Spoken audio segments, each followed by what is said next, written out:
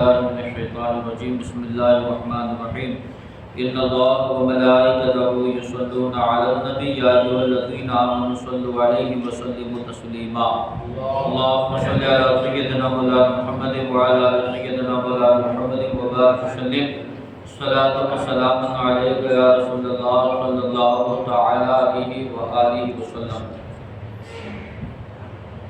حضرت عائشہ صدیقہ رضی اللہ تعالی عنہا فرماتی ہیں کہ امیر المومنین حضرت ابو بکر صدیق رضی اللہ تعالی عنہ کے وصال کے بعد صحابہ کرام میں اختلاف پیدا ہو گیا کہ آپ کو کہاں دفن کیا جائے۔ بعض لوگوں نے کہا کہ ان کو شہدائے کرام کے قبرستان میں دفن کرنا چاہیے، اور بعض حضرات چاہتے تھے کہ آپ کی قبر شریف جنت البقیع میں بنائی جائے، لیکن میری دلی خواہش یہی تھی۔ حضرت عائشہ صدیقہ فرماتی ہے کہ میری دلی خواہش یہی تھی کہ آپ میرے اس حجرے میں سپرد خاک کیے جائیں جس میں حضور اکرم صلی اللہ علیہ وسلم کی قبر منور ہے۔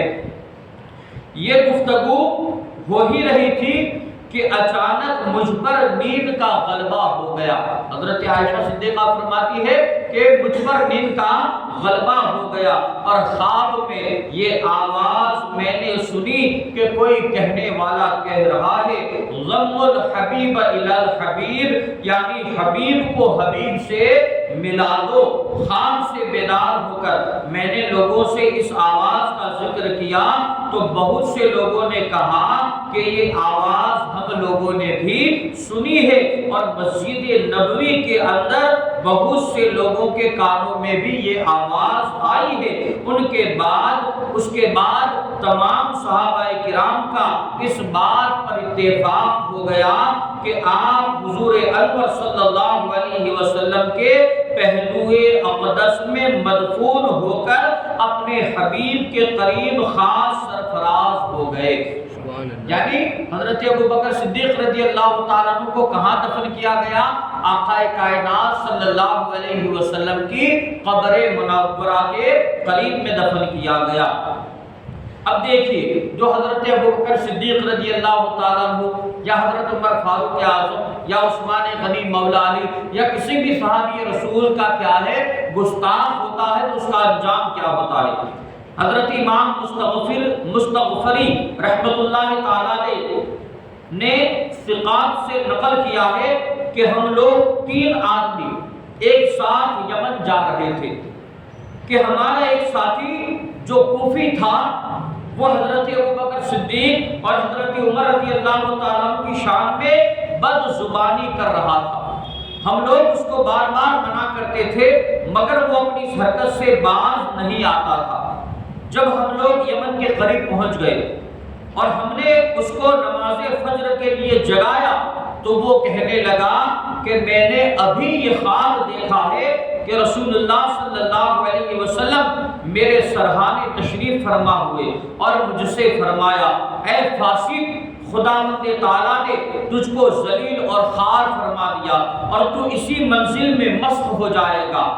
اس کے بعد فوراً ہی اس کے دونوں پاؤں بندر جیسے ہو گئے اور تھوڑی دیر میں اس کی صورت بالکل ہی بندر جیسی ہو گئی۔ ہم لوگوں نے نماز فجر کے بعد اس کو پکڑ کر اونٹ کے پالان کے اوپر رسیوں سے جکڑ کر باندھ دیا اور وہاں سے روانہ ہو گئے۔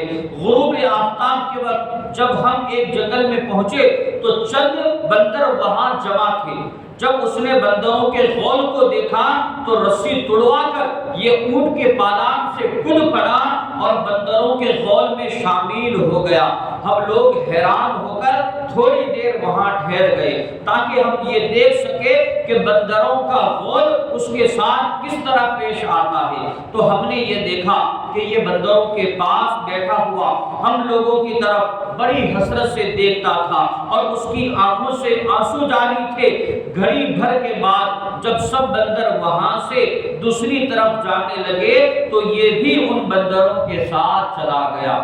پتہ کیا چلا کہ جو صحابہ کرام کی شان میں بدزبانی کرتا ہے، ان کی گستاخیاں کرتا ہے، تو اللہ تبارک و تعالیٰ اس کی سزا دنیا میں بھی عطا فرماتا ہے، اور قیامت میں جو سزا ملے گی وہ اللہ ہی بہتر جانتا ہے۔ رب قدیر کی بارگاہ میں دعا ہے اللہ تبارک و تعالیٰ علم دل سمجھ کر اس پر عمل کرنے کی نیک توفیق عطا فرمائے۔